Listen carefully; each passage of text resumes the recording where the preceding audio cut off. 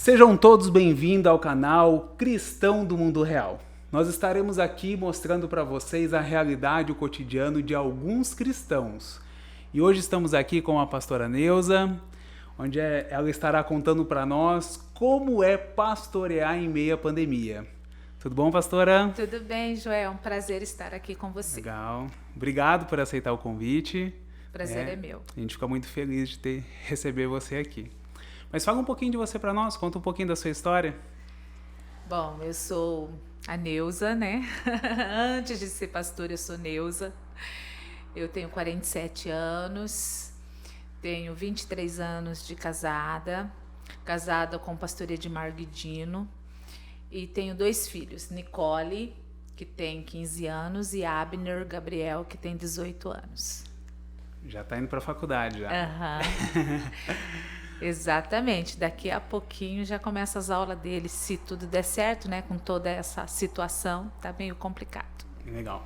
E você veio de um berço evangélico? Eu nasci num lar presbiteriano com assembleiano. Olha. Tem um sapatinho de fogo e o lado radical do crítico, né? Porque o presbiteriano, ele é o crítico nato, né? Sim. E o assembleiano é aquele que se entrega totalmente, sem reservas, não pensando o que é correto na hora de expressar o louvor e a adoração, né? Presbiteriano já é mais o politicamente correto, né? Então, eu tive as 2 criações, por isso que eu tenho esse mix no meu ministério, né? De uma boa assembleiana e de uma boa presbiteriana.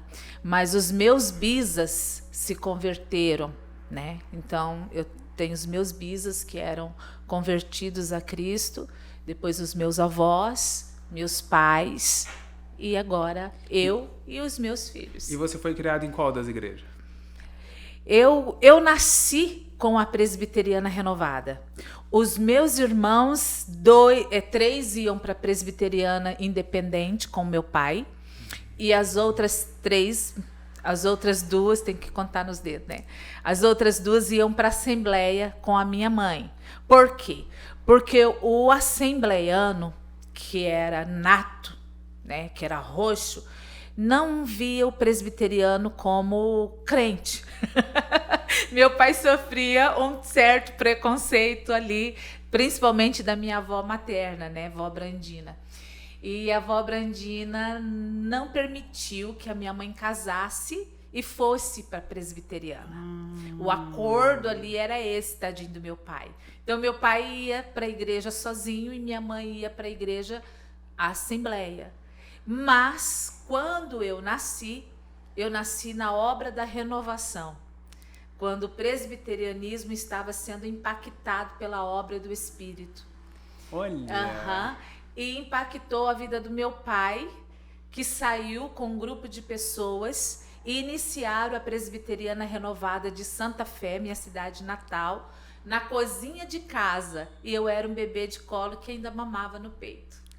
Eu nasci com a presbiteriana renovada. Por isso essa minha paixão por essa denominação. Seu pai era pastor?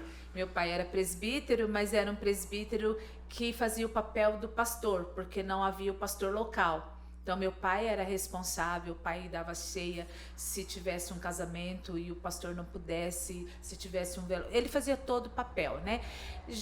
Presbítero é bispo, né? Presbítero é um pastor, né? Mas eu fui criada no sistema, num lar de um homem que tinha um ministério, mas trabalhava o dia todo. Meu pai era carvoeiro. Não sei se você conhece algum carvoeiro. Carvoeiro não precisa ir na academia como você, Joel. O carvoeiro erguia toras em cima de caminhões. Então, meu pai tinha músculo, costa definida, velhão era enxuto, nós de olho nele. E meu pai, ele trabalhava, chegava em casa, na simplicidade dele, preparava o sermão para pregar à noite. Então, era uma vida entregue, né? Nossa, que a bacana. obra de Deus. E aí a sua mãe começou a participar também. Aí quando houve a obra da renovação, minha avó permitiu, minha mãe, olha só como Que coisa, né? A minha avó mandava dentro do lar do meu pai. Meu pai era bonzinho. E aí a minha mãe pôde ir para a Presbiteriana Renovada e foi uma grande guerreira, hospedou muitos pastores. Eu conheço muitos pastores hoje, porque quando eram alunos do seminário, dormiam em casa, né? Ficavam na minha casa. Então, eu fui criada nesse ambiente, né? Muito gostoso. Muito Durou bom. quanto tempo na casa? Eu fiquei 21 anos. Com 21 anos, eu fui para o seminário presbiteriano renovado de Cianorte. E estudei por 3 anos ali, fiz médio em teologia, porque fui casar, né? Conheci o meu marido no seminário. Com 1 ano de seminário eu comecei a namorar. E namoramos por 2 anos e casamos em janeiro de 98. Fomos para o Vale da Bênção, ministério do pastor Jonathan Ferreira, né? Missão Antioquia, e tantas outras coisas que ele trabalha. E eu trabalhava no Centro Evangelístico. O Centro Evangelístico é a igreja do Vale da Bênção. Eu era obreira lá. E o pastor Edmar dava aula no seminário do Vale da Bênção. Ele dava aula de hebraico e grego. Olha, que bacana. Não é à toa que é inteligente, né? Ele é muito inteligente. Dá até raiva. Porque ele cobra de mim. Ele está fazendo já não sei quantas faculdades. Eu já perdi a conta de quantas faculdades ele já... Né? Pós, legal. né? São pós, mas o Mas bichinho é esforçado. Um bom exemplo os filhos, né? Com certeza. Legal. Tomara que um deles puxe para ele. E deixa eu te perguntar, desde pequena você queria ser pastora, missionária? Teve algum sonho diferente? Uma pergunta muito interessante. A minha mãe, ela falava isso, ela fez uma lavagem cerebral em mim. Ela me chamava de minha missionária. Desde criança. Minha missionária, minha missionária, minha missionária. No entanto, eu não queria. São 2 coisas que eu não queria: ser missionária e ser esposa de pastor. E por quê? Eu acho que eu queria ter a minha vida para mim. Eu entendia e entendo até hoje que a vida ministerial, a tua vida não é tua. Você doa a tua vida totalmente. Mas fala no sentido de casamento? Não, ministério. Ministério mesmo. Ministério. E assim, querendo ou não, aquela época, a esposa do pastor era a mulher calada, a mulher sem nome. A igreja se agradava com aquela mulher quietinha, que cuidava da gravata e passava bem a camisa do pastor, né? Recebia visita, fazia comida. Bacana isso, legal isso. Mas a minha personalidade, meu temperamento, você conhece muito bem, não é da esposa quietinha, né? Não é daquela esposa certa, corretamente ali, não fala. Nossa, que mulher, ela é uma bênção, ela não tem boca para nada. Quantas vezes eu vi isso? Que a esposa daquele pastor, ela era um amor, era uma santa de Deus, porque ela não tinha boca para nada. Agora, você falar isso para uma sanguínea com colérica é meio complicado, né? Então, eu não tinha esse sonho, até que um dia eu estava num culto, né? Como uma boa pentecostal, a gente acredita em revelação e profecia. Tinha um missionário na nossa igreja, o nome dele era Júnior, ele era um mestiço, e ele tinha vindo do Japão, era brasileiro, mas tinha vindo do Japão e estava fazendo alguns trabalhos e foi fazer na nossa igreja. E ele estava pregando, nada a ver sobre missão, nada a ver sobre isso. De repente ele parou e ele olhou para mim. Eu sempre sentei no primeiro banco, desde criança. Eu sempre sentei, a parte preferida minha do culto é a mensagem. Sério? Apesar que eu amo louvor, me interajo muito, mas sempre foi, desde pequena. Eu ficava assim, eu não gostava de cultinho. Quando falava que tinha cultinho para as crianças, eu não queria ir. Eu queria ouvir a pregação, né? E aí eu estava ali com meus 20 anos, 19, 20 anos, e esse pregador, ele parou e falou assim, você vai para o seminário. Eu nunca tinha ouvido isso. você tem um chamado de Deus, Deus tem um propósito na tua vida, Deus tem um ministério. Mas ele usou a palavra seminário. Isso foi em 93. Em 94, eu me preparei para isso. Saí do meu emprego, eu trabalhava num caixa de uma loja de calçados.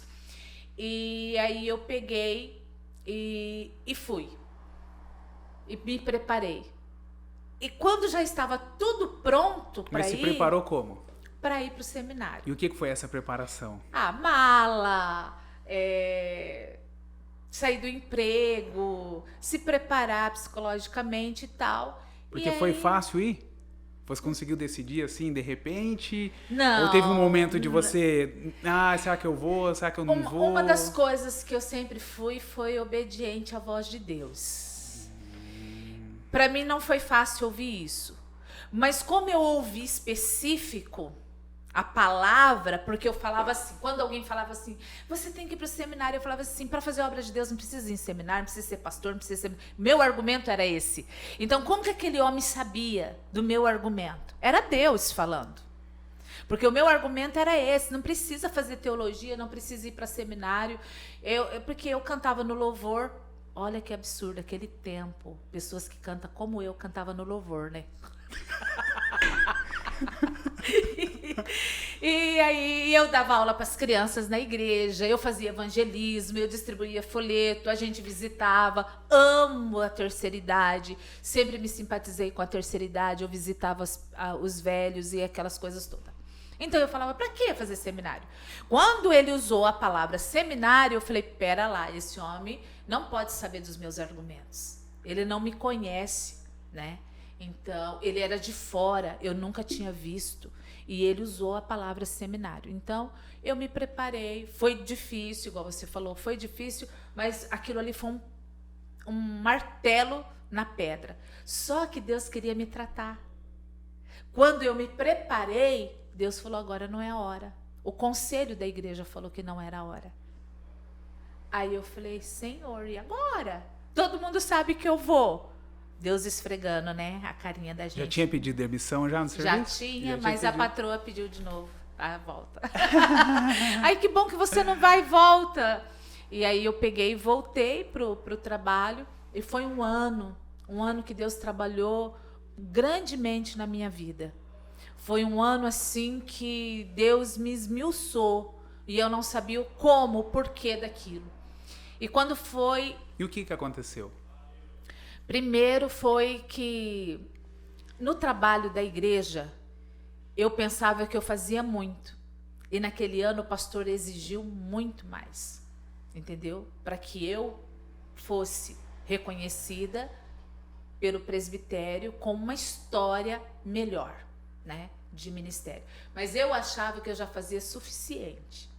Então, eu tive o pastor como um tutor mesmo, sabe? Eu tinha que ouvir, eu tinha que obedecer horário, tempo, dia, para estar ali, para estar realizando o que ele pedia.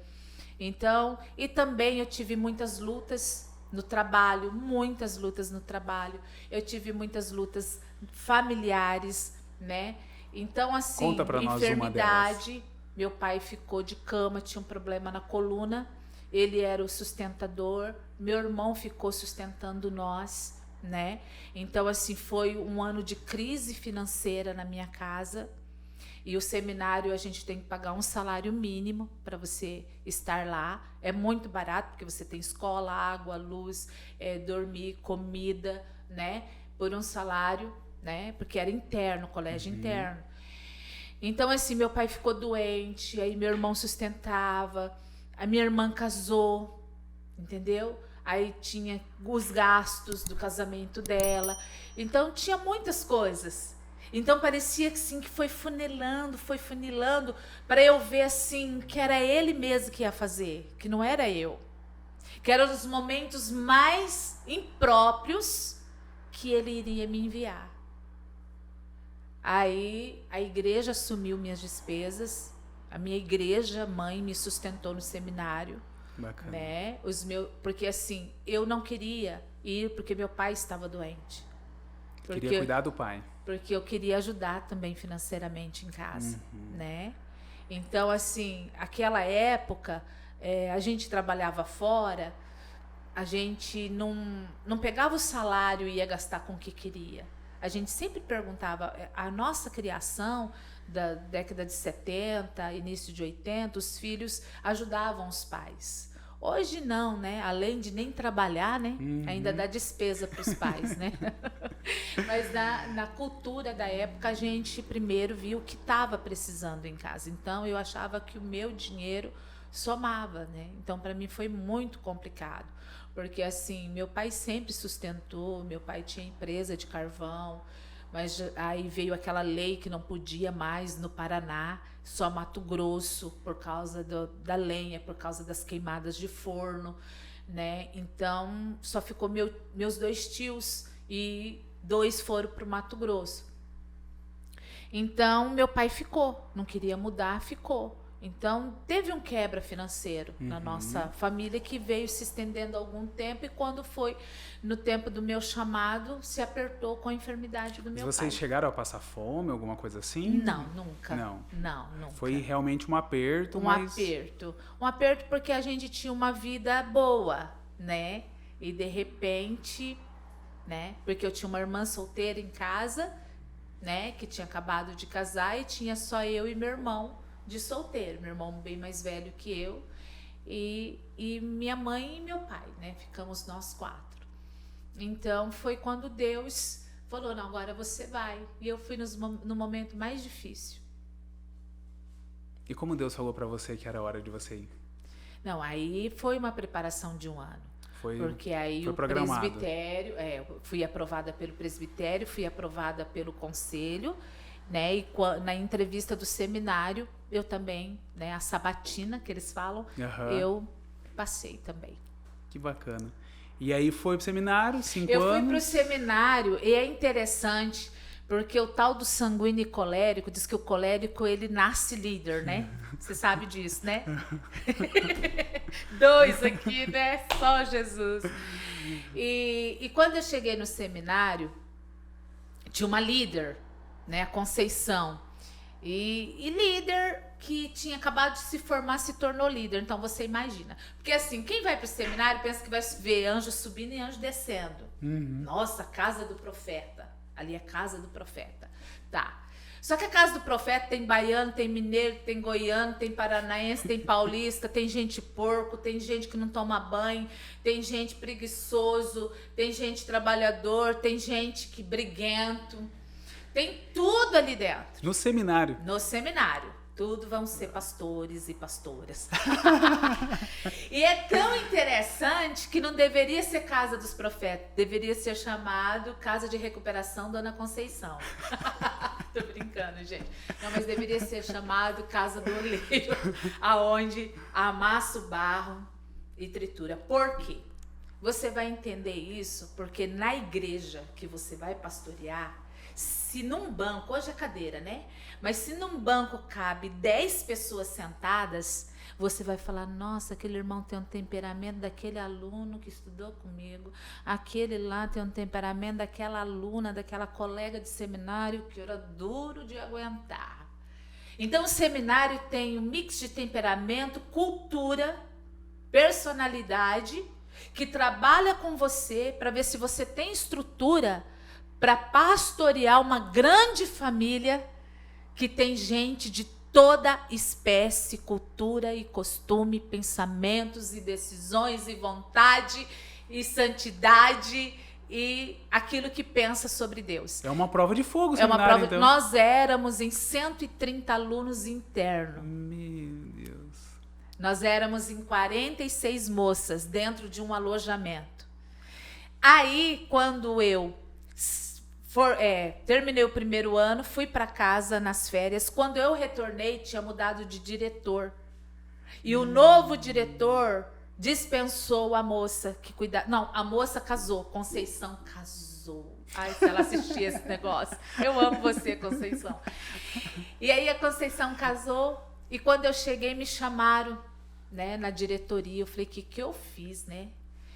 E aí, você vai ser a líder agora no lugar da Conceição. Eu falei, pera lá, eu sou uma segundanista. E eu sabia o que significava isso. porque a segunda anista era uma primeira anista mal acabada, né? Porque o primeiro anista lá era tratado bem, muito bem. Não vamos se escandalizar. E aí, para falar para as terceiranistas e as quartanistas que eu era líder delas. E eu não queria ser. Eu falei, pô. E isso com 22 anos. 22 anos. Aí o pastor Joel, que era o diretor, Joel Perrot, irmã Dilceia, sua esposa, não, você vai ser. Não, mas eu não quero. Eu falei, Deus, será que tudo eu tenho que lutar? Eu não quero e os outros fazem eu querer, né? Eu não queria seminário, o senhor fez eu querer. Agora eu não quero ser líder, o senhor faz eu querer, né? Que coisa. E fui ser líder. Fui triturada. Era a primeira a levantar, a última a deitar, não tinha direito de cansaço. Só que eu era grande defensora das meninas, porque os meninos eram bem mais, eram 80 e poucos homens, e às vezes eu pegava briga, porque os homens não queriam fazer serviço, como lavar louça, ajudar na cozinha, cozinhar, limpar as salas de aulas. Nossa, mas eu achei que o seminário era tudo organizado, era tudo pessoa... Não. Calminha, tudo não. Pastor igual a gente vê hoje. Não, lá é o tratamento de Deus. Tanto que muitos são expulsos, eram expulsos. Muitos eram expulsos, ou outros desistiam. Eu, com 4 meses lá, no meu primeiro ano, eu ia esquecendo de falar, me deu uma crise de existência. E eu queria ir embora. Eu falei assim, eu não vou ficar num lugar com pessoas que não conhecem a minha história, não sabem dos meus princípios. Eu não vou ficar aqui num lugar passando o que eu estou passando diante de pessoas que não me conhecem. Mas tudo aquilo ali é um tratamento de Deus. E eu vou te dizer uma coisa. O seminário é fichinha diante do ministério. Só que quando você está lá dentro, você não sabe disso. Aquilo é o pior no momento, né? O seminário é o lugar onde você chora e a mãe não sabe. Mas você é muito julgada, as pessoas te criticam demais. Não é julgada. Você é testada na sua personalidade, no seu temperamento. Igual Pedrão foi com Jesus.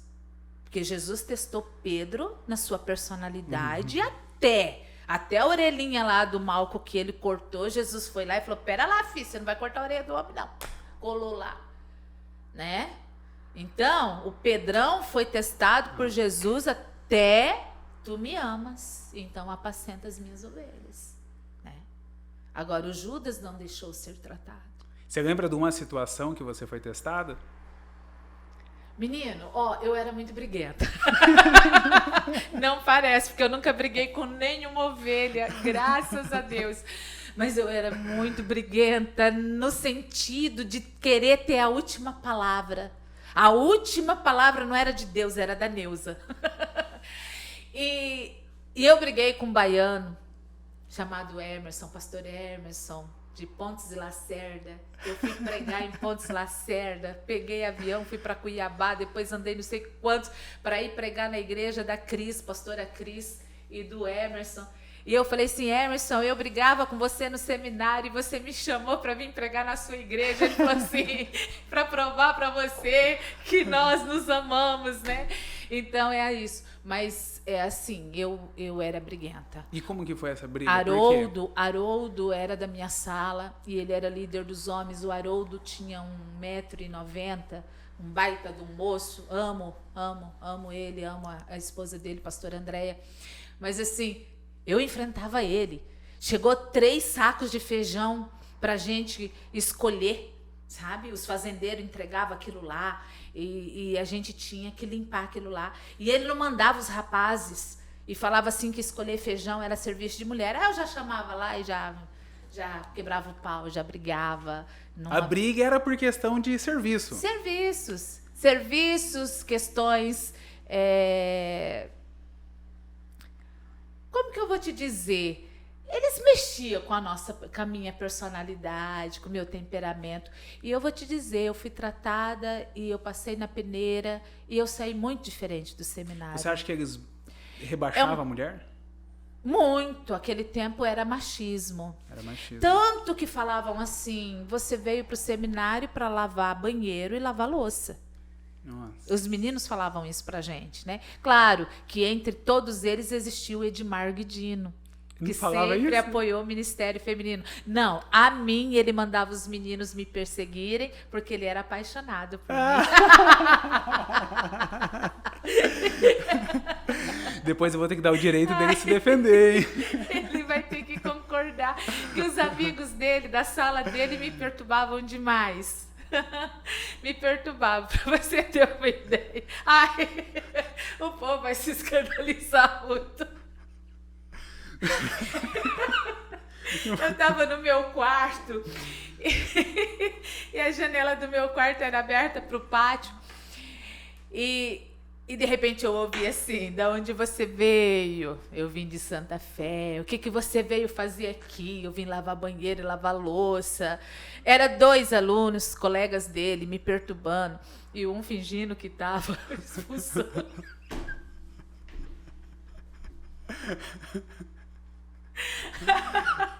Então era esse tipo de coisa até você conquistar. Tanto que eu conquistei todos eles e são amigos nossos, uma benção. Mas são coisas assim que jamais vai sair da minha história. Sim. E é uma pena hoje os pastores se formarem por cursinhos. Eu acho que todos deveriam ir para o colégio interno. Ter esse processo, né? Ter esse processo. E outra coisa que eu não concordo é acabar de se formar e pegar uma igreja para pastorear. Eu acho que tem que acabar de se formar e ser um pastor auxiliar. Entendeu? Nós fomos 9 anos pastores auxiliares do pastor Lauro Celso. 9 anos do pastor Lauro, 1 ano do pastor Jonathan. Então, assim, foram 10 anos de pastores auxiliares, para depois pastorearmos uma igreja sozinhos. Então, assim, isso é essencial. Não vou dizer que quem pegou não deu certo. Não é isso. Mas acrescenta. Acrescenta na maneira de você ser obediente, de você ter um líder acima de você compreender como dar ordem, de como ser líder, até onde você pensa que você é o poderoso chefão, né? Porque tem pessoas que exigem, né, até ser chamado pelo título. Isso mexe com o orgulho da Mexeu pessoa. Com você? Porque pelo que você passa, você sempre quis dar a última palavra. E por lá você no seminário? Não. Não, depois, quando você depois saiu. Eu já não tinha mais isso. Não, já estava resolvido. Não, já estava resolvido. E uma que eu casei com um homem que trouxe um quebra no meu temperamento. Porque eu casei com um homem melancólico com fleumático. Né? E eu sou colérica com sanguínea. Então ele tem um pouquinho de mim hoje. Pastor Edmar tem muito de mim já. E eu tenho muito dele. É aquilo que a Bíblia diz, né? Uma só carne. Vai se fundindo, né? Vão se tornando um só. Então, hoje o Edmar tem muitas coisas. E eu tenho muito dele. Né? Ele fala mais em casa do que eu. Ele conversa mais com os filhos Sério? do que eu. Eu sou muito quieta em casa. Tanto que as crianças falam... Criança, misericórdia, já me corrigiram isso. Tanto que os meus filhos falam assim: mãe, todo mundo pergunta se você é brava. E a gente dá risada, porque ninguém sabe que é o pai que é o bravo em casa. Meu marido manda ter em mim. Manda mesmo? Manda. Se você conversar com os meus filhos 5 minutos aqui, eles falam bem assim... Na linguagem deles, tá? Eu vou falar, não que eu seja isso. Eles falam assim: a mãe é uma boba.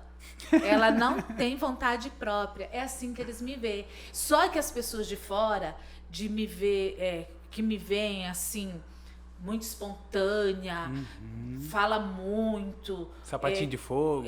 O que eu tenho para fazer, eu faço. Eu sou a líder que faço junto. Sempre foi assim. Se eu peço para você limpar aqui, eu vou limpar com você. Se eu peço para você lavar um banheiro, eu vou estar lavando o banheiro com você. Eu sempre fui assim, desde o seminário. Por isso que a minha liderança no seminário foi uma liderança gostosa. porque eu pegava também no pesado, né? Eu não era aquele líder. Aí veio os encontros com Deus também, que a gente tinha a liderança de apoio, né? Ninguém colocava eu na liderança da intercessão. Me colocava. Todo mundo olha para mim e vê trabalho, né? Vê a que cozinha, que limpa, que lava, que passa. É interessante isso, porque além das pessoas me ver como uma mulher que ora, que prega, que aconselha, né? As pessoas também me vê como uma pessoa de trabalho braçal, porque eu passo muito isso para as pessoas. Então, quem já foi liderado por mim sabem muito bem disso. Então, em casa, as crianças falam isso. Os amigos perguntam: nossa, sua mãe parece ser sargento. Minha mãe é de boa. Eu não tenho autoridade nenhuma, eu não tenho vergonha de falar. Eu sou muito amiga e às vezes eu me porto como filha do Edmar, né? Então ele manda em nós três, da Pepina em nós três, da Bronca em nós três. Chama a atenção minha como chama das crianças. É até engraçado, mas é assim. E eu gosto de ser assim. Eu me deixo ser assim porque eu me conheço. Eu nunca quis ser uma esposa acima do marido ou que mandasse no marido. Eu não imaginava isso, não. Se você conversar com os funcionários da igreja, eles vão falar a mesma coisa para você. Que os que trabalham ali, eles falam assim: gente, eu imaginava vocês dois totalmente diferentes. Eles têm até dó de mim. Eu achava que você mandava no pastor Edmar. Não. Ali Realmente. não é não. Ô, Neuza, e por que você acha que você passou a ser submissa? Ou obediente? Não sei como que é. Na verdade, eu sou a sexta filha, né? Minha mãe teve o sétimo filho, mas nasceu morto. E por ver os meus irmãos mais velhos desobedecendo algumas coisas com os meus pais, eu sempre tenho a lei da compensação. Eu dizia assim: meu pai e minha mãe não vão ter nenhum tipo de tristeza comigo. Então, eu sempre fui muito obediente aos pais. Eu sempre gostei de ter líderes acima de mim e sempre gostei de agradar líderes. Em salas de aula, por mais que eu seja essa pessoa agitada, eu nunca pedia para ir tomar água, nem ir ao banheiro, né? Eu era uma aluna muito quieta na sala de aula. Eu odiava ser chamada atenção. Eu não gosto de ser corrigida. Eu tenho essa dificuldade.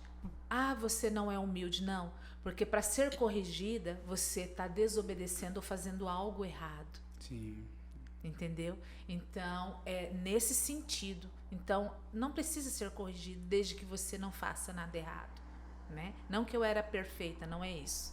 Mas eu tentava seguir. Então, obedecer liderança nunca foi dificuldade para mim. Sempre foi bom e prazeroso, né? Eu gosto de seguir a instrução de alguém.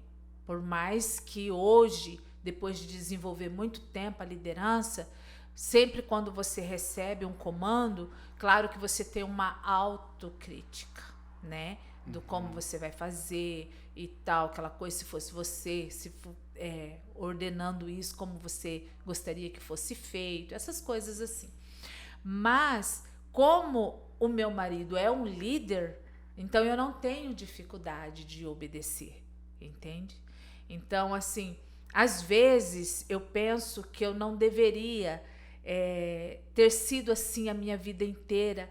Medo de contrariar ou entristecer meu pai, medo de contrariar ou entristecer meu marido, medo de contrariar ou entristecer um pastor, né, ou um patrão. Eu sempre tive. Então, eu acabo não tendo, às vezes, liberdade de fazer o que eu penso, o que eu quero, o que eu gosto, entende? Então, há muita entrega. E eu tenho medo de que isso futuramente possa resultar algo na minha vida. Porque pode resultar. Porque eu atendo muitas pessoas. Eu ouço muitas histórias. Então, eu tento administrar isso dentro de mim. Eu tento administrar isso no meu cotidiano para que eu não me anule. para que eu tenha a minha personalidade, para que eu tenha a minha identidade. Por quê? Porque, querendo ou não, Joel, a vida ministerial, que é uma coisa que eu vou falar agora que vai chocar, mas você vive 24 horas pensando o que podem falar de você, o que podem desagradar alguma pessoa. Por quê? Porque eu atendo centenas de pessoas de outras igrejas que, infelizmente, criticam os seus líderes. Então, do jeito que eu atendo essas pessoas, também outros pastores podem atender as minhas ovelhas criticando a nós. Então, é assim, você faz de tudo para não errar, mas você erra, você é falho, todos nós somos falhos. Então, assim, a vida não é igual você ou o teu funcionário lá na tua empresa que entra às 8 e sai às 5. Ele não tem mais nada a ver com a Alvo Negócios. Agora, eu e todos os pastores e pastoras do mundo, você está dormindo, você responde pela obra de Deus. Você acorda, você responde pela obra de Deus. Você olha para mim, você vê o quê? Terceira Igreja Presbiteriana Renovada. Tudo que eu fizer, responde à igreja. Você é um membro. Você responde. Ah, o Joel, membro lá da Terceira Igreja. Entendeu? Agora, você é um membro. Agora, você imagina nós que somos líderes. Entende?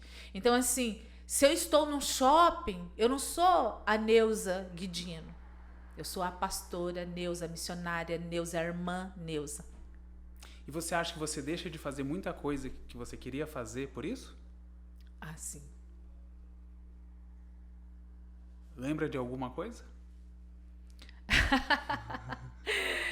Por exemplo, às vezes num horário, 2 horas da tarde, como eu não tenho horário de trabalho, eu poderia estar caminhando.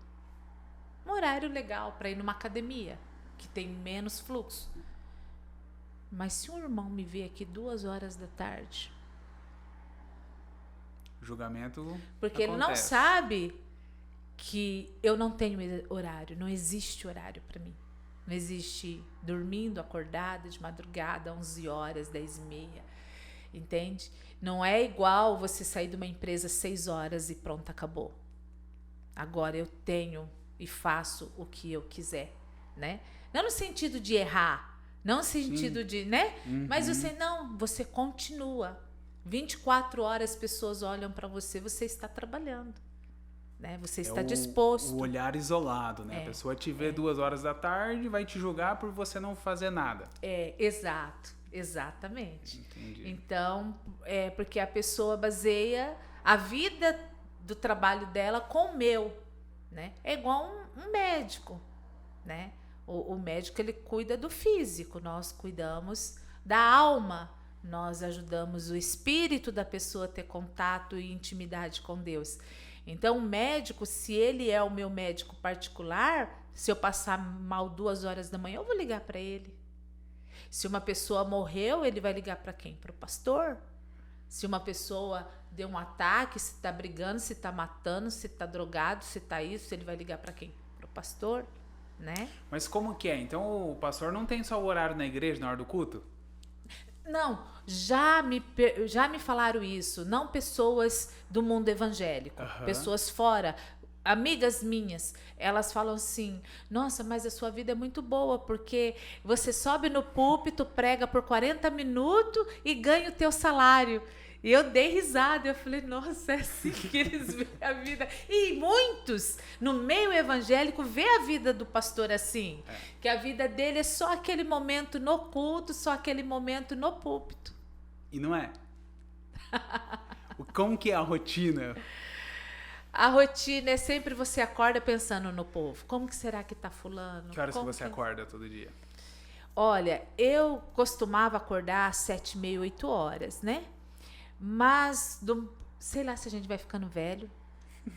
É 5h30, 6 horas eu tô acordada.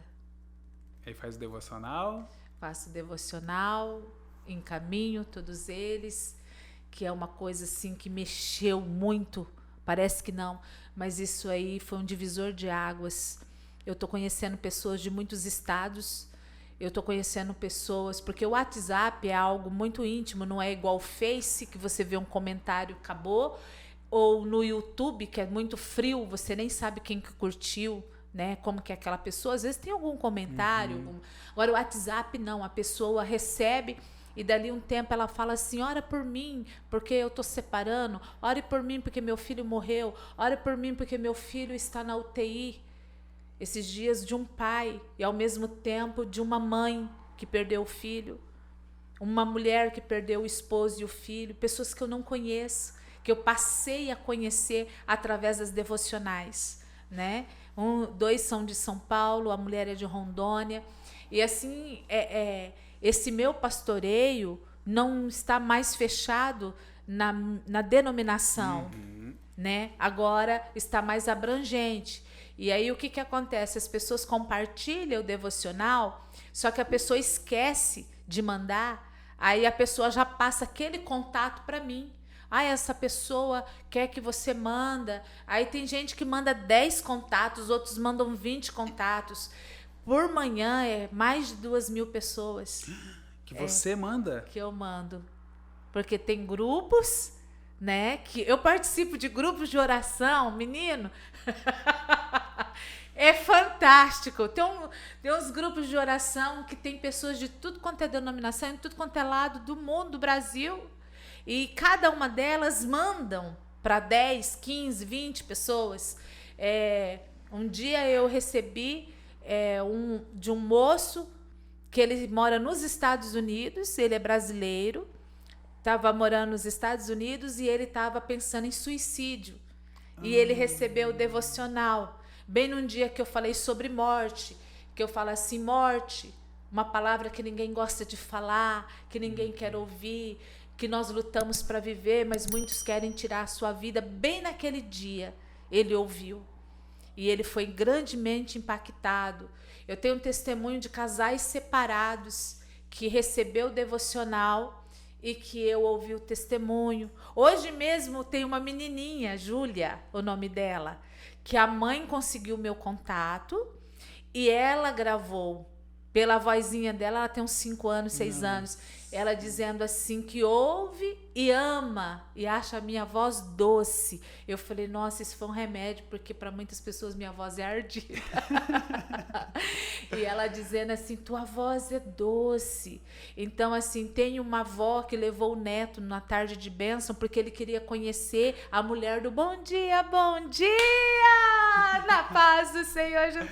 Então, esse bom dia, foi uma criação minha, assim, foi melhorando, porque no início, quando eu ouço alguns áudios lá de trás, eu falo, meu Deus, que coisa mais esquisita, e o povo já gostava daquele bom dia.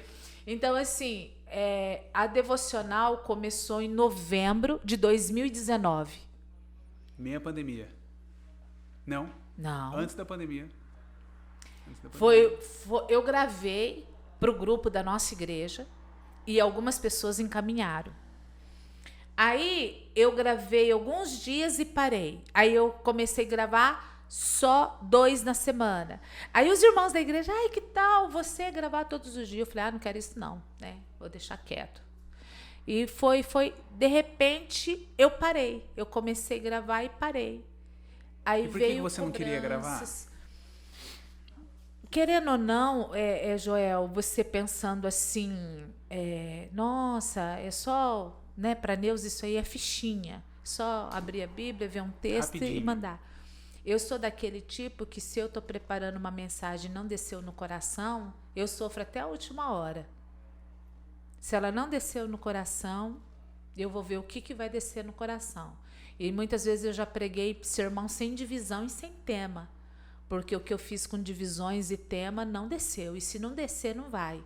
E a devocional é a mesma coisa. Então, aqueles 8 minutos que você tem de áudio... 2 horas e meia. 2 horas e meia. Que vai para 2.000 pessoas. Que você responde mais ou menos quantas pessoas por dia? Olha, tem uns que já falam, né? Eu não respondo. Uns só falam amém, outros só respondem o bom dia. Então, esses eu nem abro. né? Porque se eu for abrir, eu não venço. Mas eu respondo umas 250 pessoas. Eu saio do quarto 8h30, 9 horas da manhã. E se eu não responder e deixar para a noite, hoje mesmo eu deixei para depois do almoço. Aí o Edmar veio lá no celular, né? Eu acabo de fazer o almoço, que é um horário legal para responder, sabe? Só que assim, o WhatsApp eu dou prioridades às ovelhas, né? Aos membros da igreja, porque esses eu não posso falar assim, eu vou visualizar, porque essas pessoas eu sou responsáveis por elas, né? Então, assim, é um mix. Na mesma hora que eu tô recebendo um testemunho de uma grande vitória, uma mãe está contando que o filho casou, que o filho conseguiu um emprego, uma irmã que está contando que conquistou uma casa. Eu estou ouvindo uma mulher que está chorando porque o marido chegou alcoólatra em casa. Eu estou ouvindo uma mulher que está depressiva. Eu estou ouvindo uma jovem que está querendo se matar.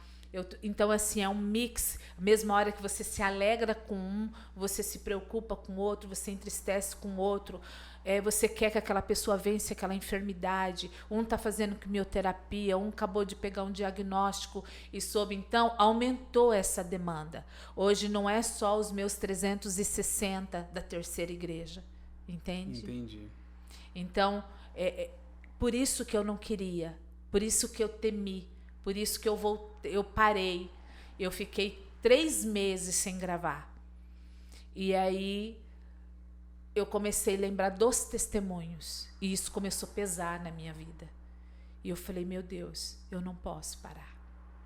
Né? Eu não posso ver que é trabalhoso fora do contexto que eu me responsabilizo, né? Juntamente com meu marido, né?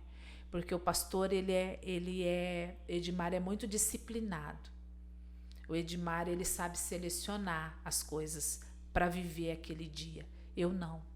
Eu vivo muito tudo. A emoção das pessoas. Entende? Eu vivo muito aquilo. Ah, você não sabe trabalhar isso? Eu sou mãe. Eu sou mulher. Eu sou sentimento. Você não consegue separar. Só que assim, se você me contar uma história tua hoje, se daqui 1 mês você me encontrar e você mandar eu contar a tua história, eu não sei. Porque eu trabalho isso há anos. Se você contar um pecado que você praticou hoje para mim, daqui 1 mês você falar, eu vou fazer força para saber o que é que você falou que você pecou. Os que eu te contei no passado, você não lembra, então? Não lembro. Não lembro mesmo. Eu sofro ali. Eu até posso adoecer com você. Não deveria, mas eu sou muito emotiva. Já o pastor Edmar, ele é racional e ele vê o que eu posso ajudar. E ele ajuda. O que ele não pode ajudar, ele não sofre com aquilo. Olha. Entende? Ele fala assim, se você não trabalhar isso, você não vai aguentar. Porque eu quero ver solucionado, eu quero ver resposta. E o ministério não é isso. As pessoas querem que você dê resposta exata, né? E que você tenha resposta para tudo e que você tenha solução para tudo. E não é você, é Deus. Entende? E pelas pessoas virem desta maneira, mostrar os seus problemas, as suas dificuldades, seus dilemas, esperando que você solucione, você acaba se envolvendo. Já o pastor, não.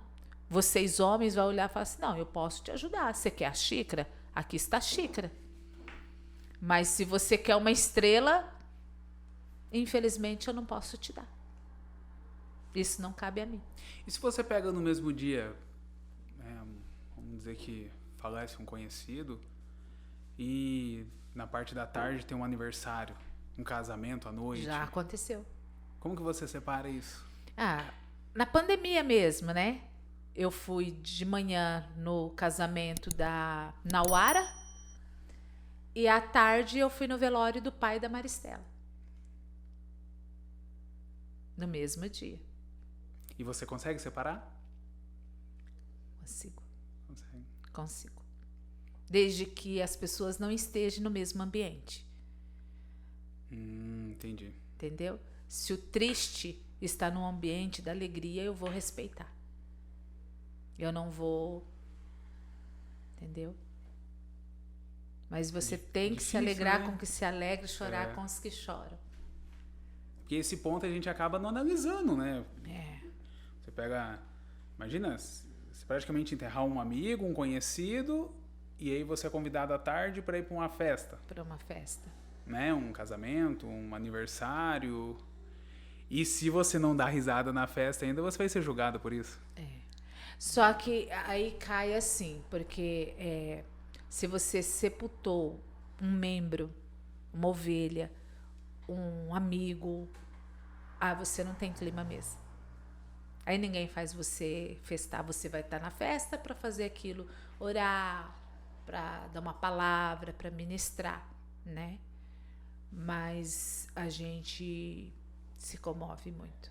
Eu sou muito emotiva. Até agora, ninguém da terceira igreja que partiu, que eu não chorei no velório, que eu não chorei no sepultamento, ainda não tem. Todos eles foram uma grande perca, né? Desde o Diogo, que foi o primeiro, né? Até todos. É uma perda, assim... Forte, né? Forte. Neuza, e como que foi essa questão da pandemia? Né, a gente sabe que há pouco tempo o pastor Edmar, ele pegou o Covid, né? Isso. Passou aí por uma situação... Ele está em recuperação, né?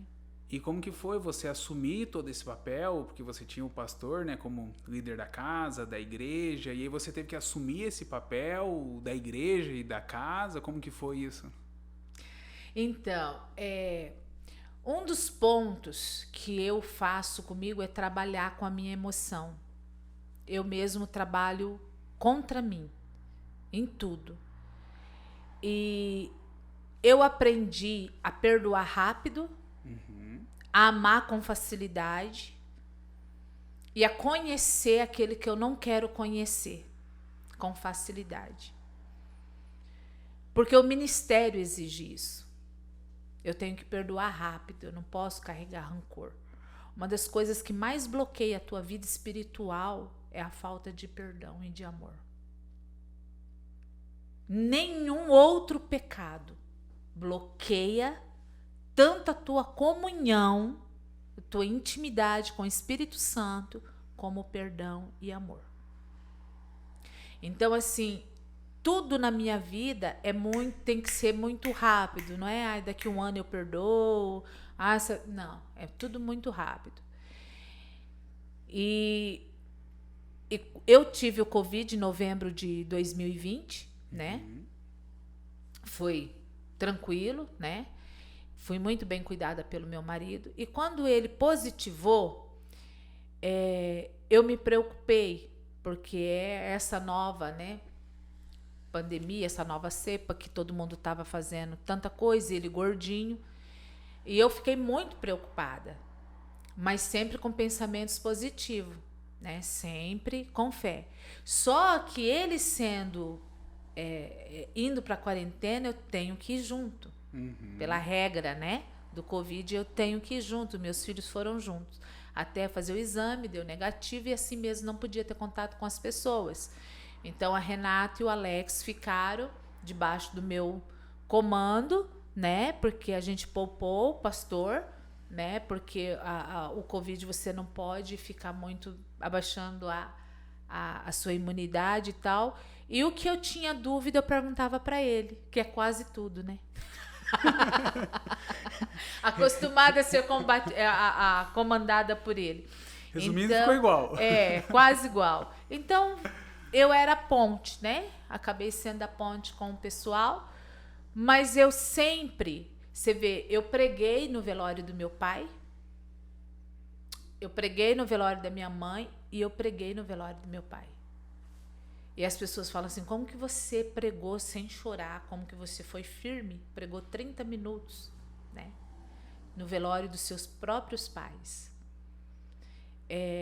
Eu tenho muito isso comigo, de que a minha confiança em Deus, a certeza de que eu estou ali para um propósito é maior do que qualquer coisa. Então, quando o Edmar pegou a segunda tomografia e veio o internamento e veio a saturação baixa e todo o comprometimento do pulmão, eu me abati naquele momento, que eu estava fazendo a bolsa dele para ele ir para o hospital. Aquele momento eu chorei e ele falou para mim, não chora. Eu falei assim, deixa eu chorar porque eu aguentei até agora. Então eu chorei, aí os meus filhos estavam dormindo, fui lá, chamei, firme, aí reunimos para orar antes do pai ir para o hospital, mas quando eu estava orando junto com os filhos, com o pai se emocionou e acabou a gente se emocionando também. Aí ele se despediu de nós, porque uma grande certeza que todo mundo tem nessa pandemia é que você vai para o hospital. Agora, se você sai de lá, só Deus para ter essa resposta, e Deus teve a resposta para nós. Passou na sua cabeça em algum momento que ele não iria voltar? Naquele momento que eu estava fazendo a bolsa, que eu chorei, eu pensei na possibilidade. Pode acontecer de ser a última vez que você está vendo ele, porque não pode visitar, né? Eu iria ver ele com videochamada, como eu via todos os dias. Então, aquele momento, sim. Mas no momento que a gente foi para a Santa Casa e da Santa Casa para o Policlínica, ele teve que ir com ambulância, porque é política né? Depois que interna, você não pode mais transladar com veículo particular. Então, quando ele entrou na ambulância, até a Alessandra fez uma oração ali na porta, aí quis abater de novo, sabe? Mas dali, naquele momento, eu falei, eu vou ver meu marido de novo. Você sentiu isso? E eu firmei naquilo e fui até a alta dele, sabendo que eu iria receber meu marido de volta. E nada que falassem para mim, nada que os médicos dissessem, as injeções que a gente não tinha, até você foi buscar para mim em outra cidade. Então, assim, nada disso me abateu, porque eu sabia que ele iria sair de lá. Então, eu firmei na confiança de que Deus iria fazer. E fechou Goiás. Não chorei mais, fiquei voada, tive que ter sustento. 4 dias. Segunda-feira à noite, 11 horas da noite, sábado, 10 da manhã. Você dormiu? As primeiras noites foram bem difíceis. E assim, eu tinha que me mostrar forte para os meus filhos, cuidando da casa, preocupado com a igreja, transmissão dos cultos. Preguei, né?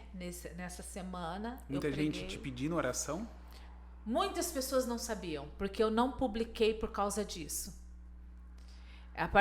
Quando eu tive Covid, eu atendi muitas pessoas no quarto, isolada.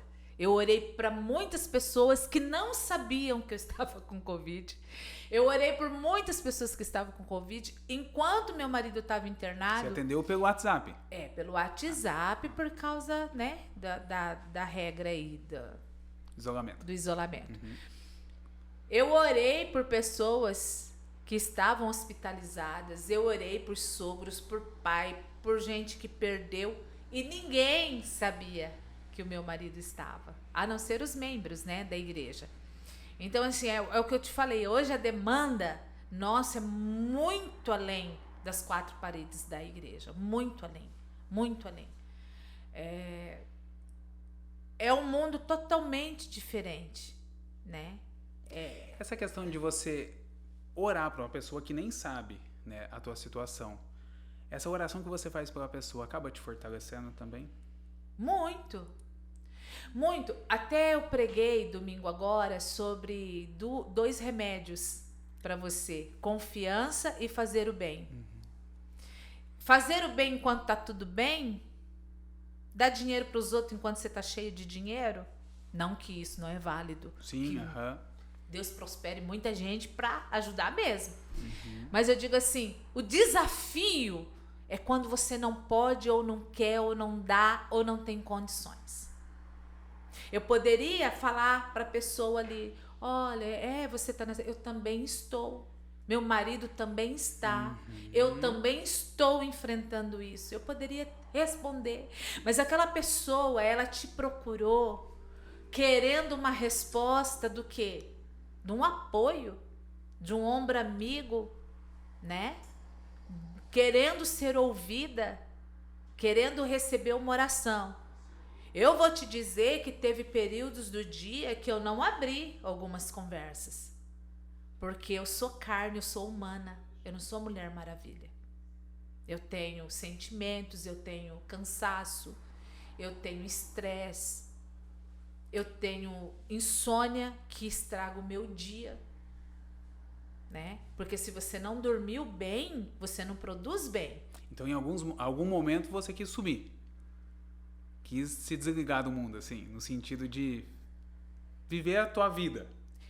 Na verdade, teve alguns períodos ali do dia que eu não abria conversas, porque naquele momento eu não iria responder conforme o Espírito Santo, conforme Deus.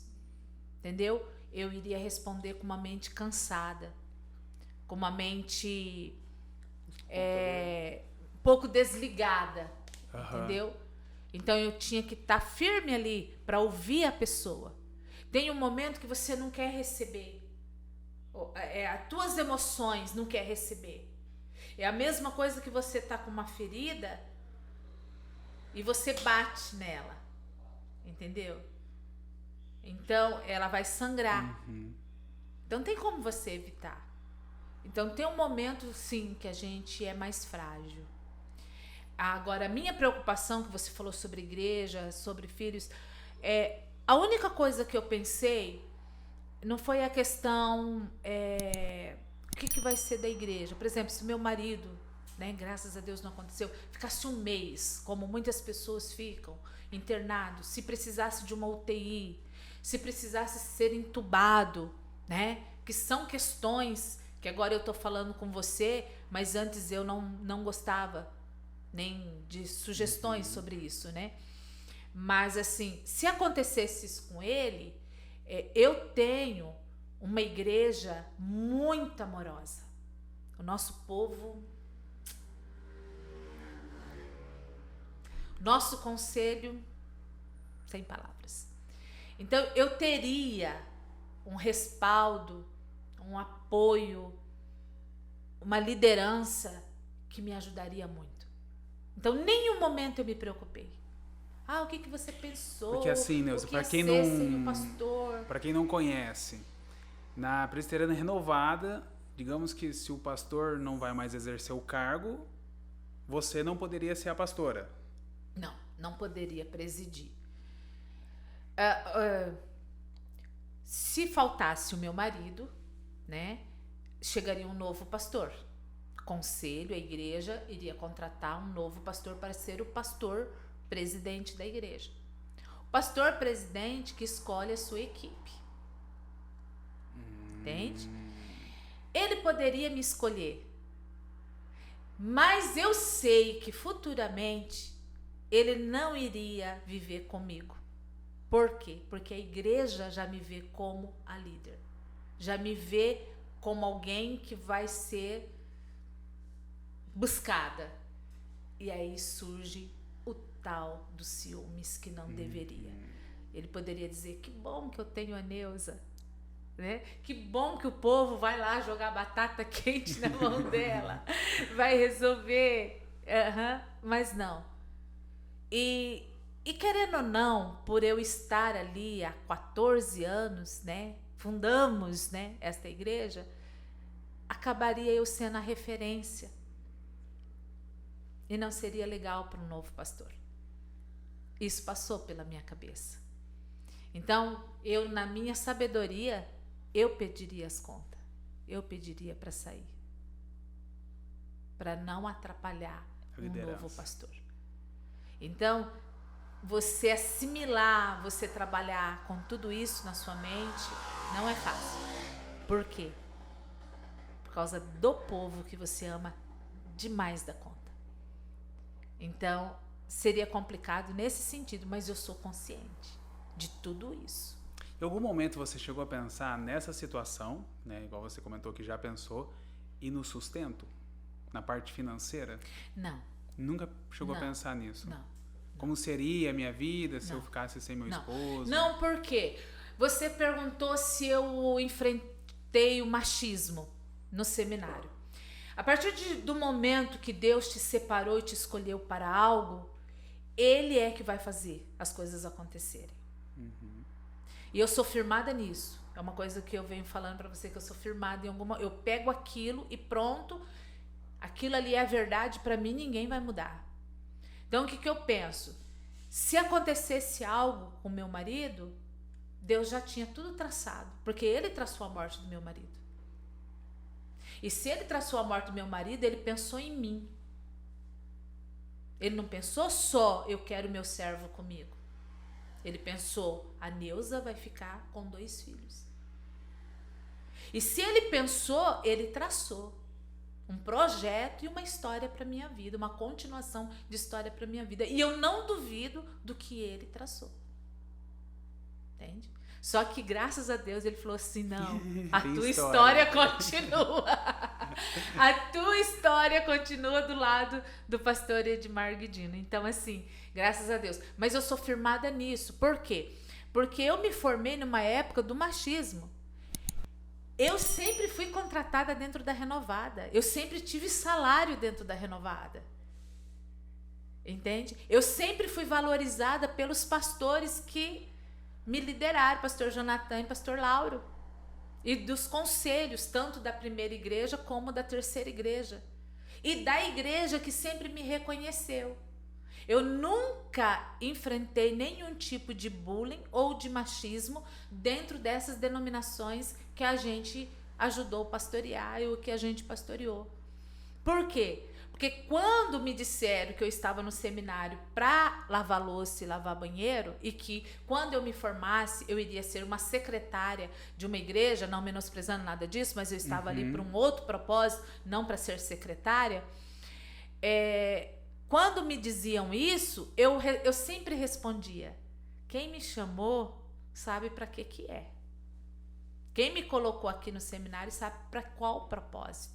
Então, eu nunca duvidei de que antes que eu estivesse formada no ventre da minha mãe, os meus dias foram escritos por Ele. Cada um deles, até minhas falhas, os meus pecados, as minhas fraquezas, os meus dilemas, né? Tudo foi escrito. Está escrito. Que bacana. Bacana, porque é algo que passaria na cabeça de qualquer, não só mulher, como homem também, né? Inclusive, hoje no almoço, foi o único momento que a gente tocou nesse assunto, que até então a gente não tocou, nem por brincadeira.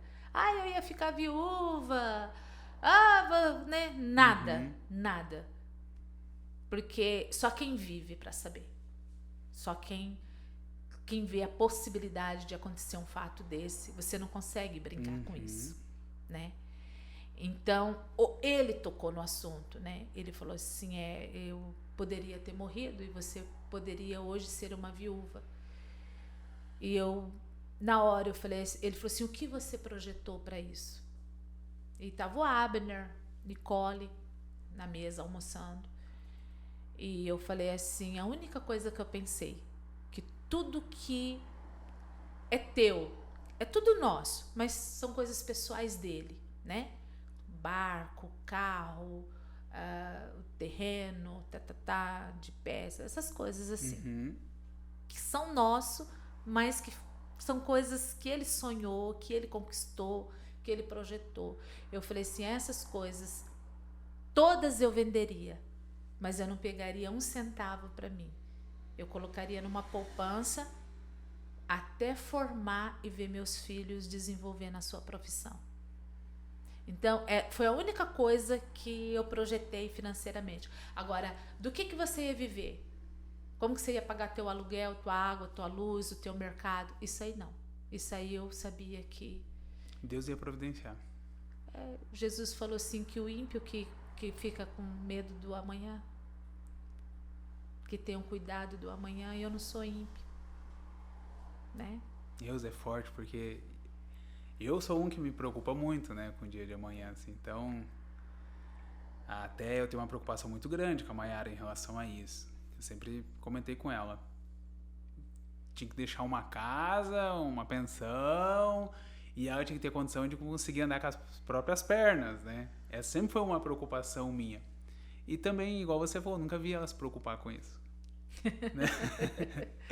É legal, bacana, muito bacana. Mas porque vocês homens são os protetores e os o que sustenta, né? O provedor. Então é o que pensa. Eu tenho certeza que meu marido, quando foi pro hospital, o que ele pensou foi sobre sustento. Ele não pensou nem com quem que eu ia casar. Nem lembrou na hora disso. Lembrou. Ainda bem, porque você nem esquecer do sustento. Ai, brincadeiras à parte. Mas a única coisa que ele pensou foi o sustento e os filhos, né? Porque uma coisa é você ficar sem marido sozinha.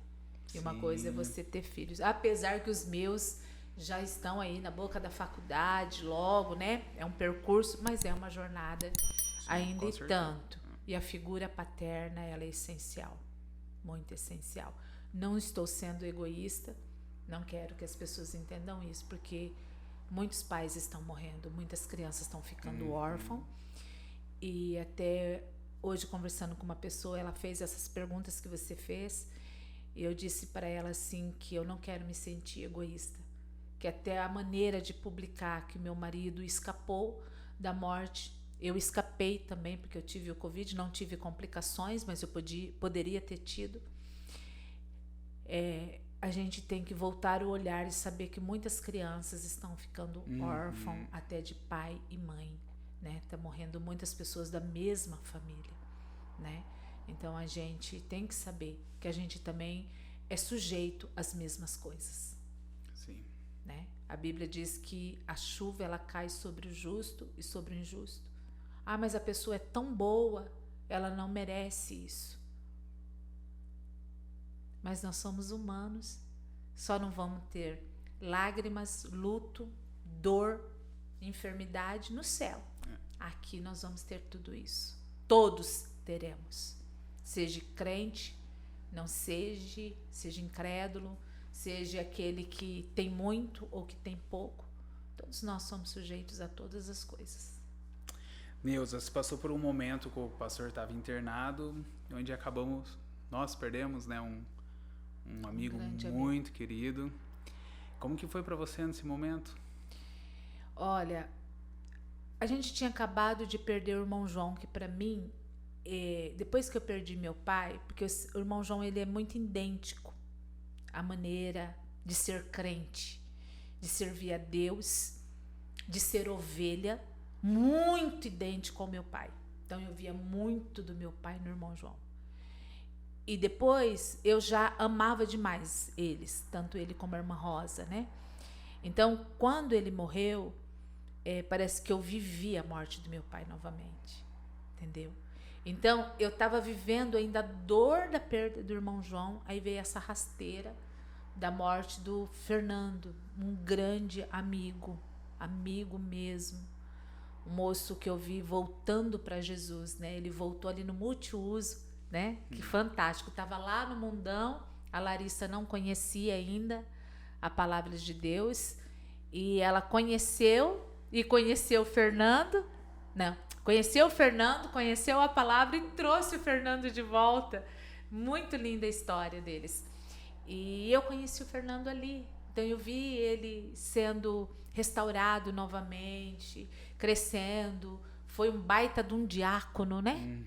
Sanguíneo velho igual nós dois, e sempre falador, muito, muito parecido com o meu temperamento também, e a gente se identificava muito, e de repente se tornou um presbítero,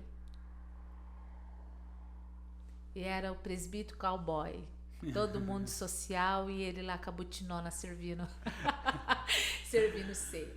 Então, uma pessoa que deixou muita saudade, vai deixar muita saudade, deixou muitas coisas boas. A igreja toda, né? Tanto como o irmão João, como ele, a igreja toda se comoveu. Porque não foi assim, uma pessoa que, né? Ai, mas quem que era ele mesmo? Não, é uma pessoa que marcou a vida de todos, né? Todos sabiam quem era ele. Onde passava, né? Onde passava. E é forte, né? Mas você estava junto, né? Ali na hora do enterro do Fernandão e com o seu marido internado. Naquele momento não passou um pensamento ruim na sua cabeça sobre o seu marido? Quando eu cheguei ali no cemitério, você viu, não sei se você estava na cerimônia. Tava. Que eu não enxerguei ninguém. Uhum. Eu não enxerguei ninguém. Eu já cheguei já falando. Eu não fiz uma coisa assim com regras. Oi, a paz do Senhor, boa tarde, nada disso. Eu cheguei já falando, já orando. Por quê? Porque eu não queria dar vazão às minhas emoções, né? Então eu já cheguei, já li, já dei aquela ministrada rápida e logo saí. Você viu que eu não fiquei muito tempo, né? Eu logo me retirei, né? A hora que sepultou, eu esperei sepultar e já saí. Nenhum momento eu trouxe aquele ambiente para o meu marido, nem um minuto. Aquele momento ali foi emotivo para mim por causa do Fernando. Por causa dele, né? E no momento eu não seria a pessoa indicada, né, para ter um culto longo ali, porque eu iria me emocionar, né? Apesar que eu teve um momento que eu me emocionei ali, né? Mas em nenhum momento eu podia dizer, nossa, pode acontecer isso com meu marido. Não, nenhum minuto. Eu já tinha trabalhado que ele ia sair de lá. Que bom, que bom. Porque é difícil, né? A gente fala a questão do momento ali que vocês viveram, até pelo Edmar mesmo, por não estar presente naquele momento com o Fernandão, que tinha uma amizade muito próxima. Foi muito difícil. E aí eu vejo vocês como pastores, né? Porque querendo ou não, mesmo que tivesse num momento difícil, muitas pessoas estavam ainda te ligando, te pedindo oração, porque a gente vive um caos, né? Onde muita gente está internado, muita gente está morrendo. E aí você vê no seu amigo, a ovelha, o marido internado, ainda orando por pessoas que estão precisando. Né? Agora, você tem que trabalhar no emocional ali. Por exemplo, eu ali no cemitério vendo ele sepultado. Você tem que trabalhar nas suas emoções, principalmente nós, pastores. A gente tem que trabalhar porque você vai pensar, será que eu não deveria ter orado mais? Será que eu não deveria ter feito... Porque a gente fez uma corrente, né, de 24 horas de oração por ele, aquela coisa toda. Você querer ser Deus. Há um momento na vida ministerial que você quer tomar o lugar de Deus, não no sentido de substituir Deus, mas de decisões na vida das pessoas e de bênção na vida das pessoas. Entende? É aquilo que eu falei, querer resolver, querer dar resposta. Nós nunca vamos dar respostas. A gente ajuda, auxilia, mostra e aponta o caminho. Só. O resto é a pessoa e Deus. Então, a morte do Fernandão veio assim um trabalhar muito grande na minha vida para não vir o sentimento que a gente poderia ter feito mais espiritualmente por ele. Aí pode vir a culpa. Entende? Aí é onde você tem que saber que antes daquela pessoa ser sua ovelha, ela é a ovelha do grande pastor, do sumo sacerdote, daquele que tem direito de dar e tirar a vida, daquele que diz, ó, a tua vida vai até aqui e não vai passar desse limite. Chegou aqui, acabou. Eu vou recolher. Então, nós pastores sentimos em muitas situações uma impotência. E nós temos que saber que nós somos impotentes. Nós temos que saber. Porque tem muitos pastores entrando em depressão, tem muitas pastoras sofrendo. Tem bastante pastor em depressão? Ah, tem. Existem muitos. Se você não se cuidar, você tem uma depressão que ela não precisa de psicólogo, psiquiatra e nem remédio. Mas ela está ali. Você tem que estar sondando. Principalmente pastores que têm igrejas difíceis. Porque eu vou te dizer, meu filho, tem muitos pastores que não pastoreiam ovelhas, não. A maioria é bode. Você imagina a vida de um cara desse? Né? Meu Deus. Eu não quero nem saber, porque as minhas é tudo ovelha. Eu defendo, brigo, e eu compro a briga e não fala mal, não. Eu posso falar mal delas, mas ninguém pode falar não. Mal. Neuza, e em relação a esse momento que a gente está vivendo, né? Abre igreja, fecha igreja, atendimento online, né? Como que está sendo esse momento? Você está conseguindo se aproximar das pessoas? Eu sei que você comentou que está recebendo muita mensagem de pessoas de fora, né? Mas e as pessoas daqui, da sua igreja, suas ovelhas? Você está conseguindo dar aquele suporte? Ou você vê que algumas estão se afastando? O que você me fala desse momento na pandemia? Tá, entendi. É assim, a igreja é uma grande família. Cada denominação é uma grande família. Tem o pai e a mãe ali, né? E ovelhas são igual filhos. Eles são iguais os filhos. Tem aquele filho que é mais amoroso, tem aquele filho que vai até mais os pais, tem aquele filho que é mais quietinho, que o pai que tem que procurar, a mãe que tem que procurar, você que tem que cutucar, você que tem que levar ele falar. E tem aquele que chega, fala, reclama e tá. É igual uma família. É uma família, né? Uma família de Deus, uma família em Cristo Jesus. Então, assim, até agora eu não sinto que perdemos alguém. Porque, assim, eu percebo todos envolvidos, de uma maneira ou de outra, todos envolvidos. Então, com os grupos de intercessão, com alguns grupos ali, a gente consegue ainda movimentar, vamos se dizer isso. Mas a igreja está sendo grandemente prejudicada.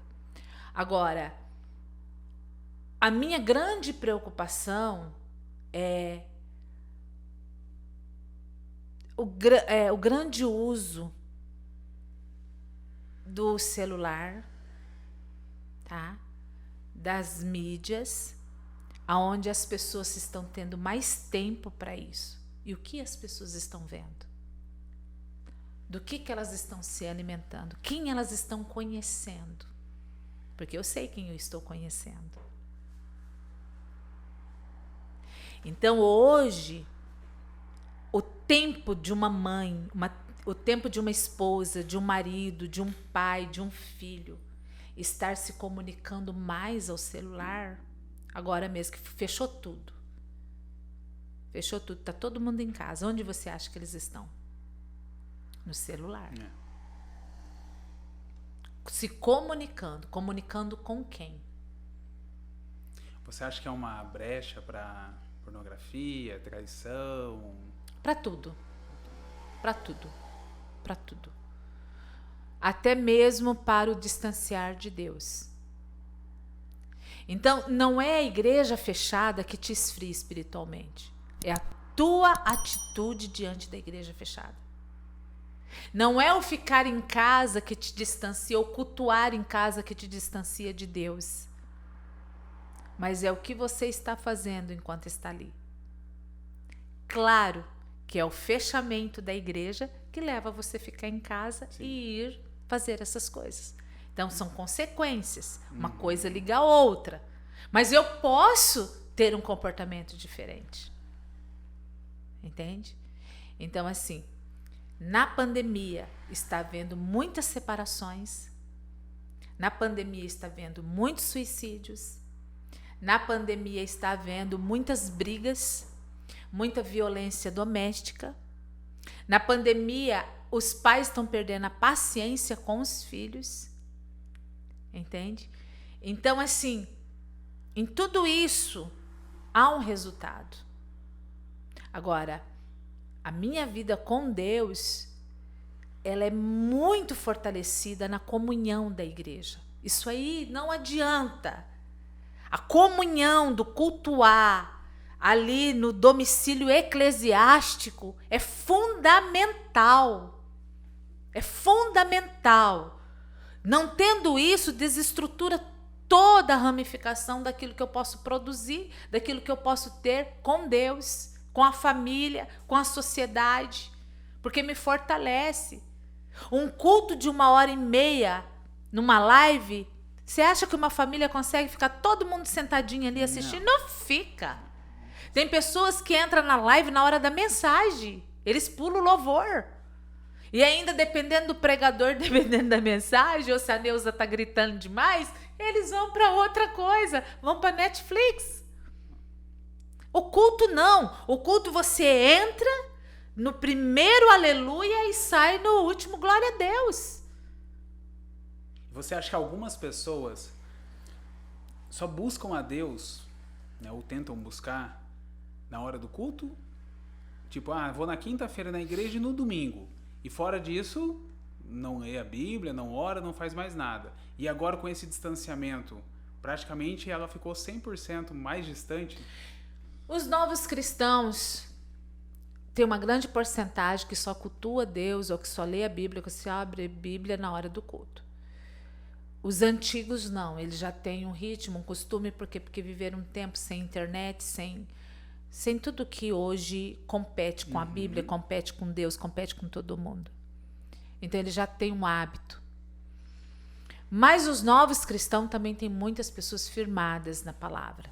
Muitos novos convertidos e muitos velhos convertidos que não têm essa firmeza. Então não dá para a gente dizer.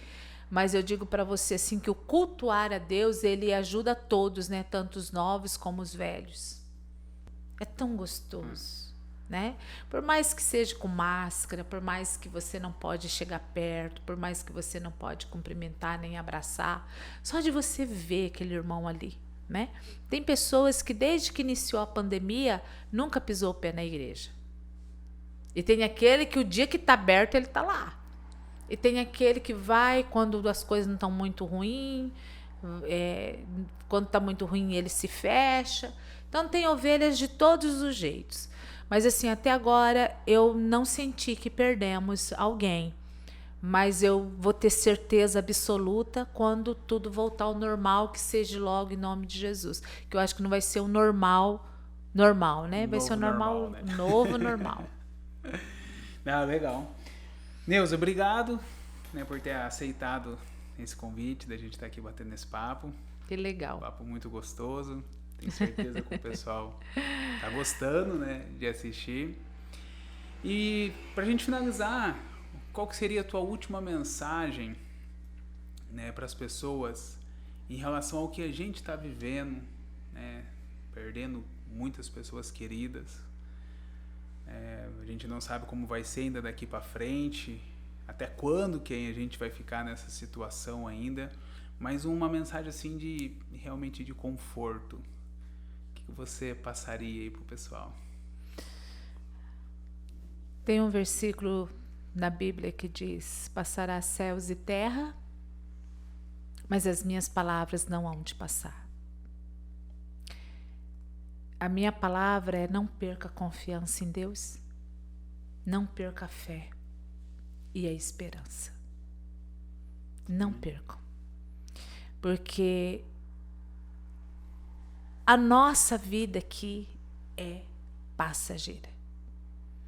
A nossa vida aqui é um breve tempo, é um sopro.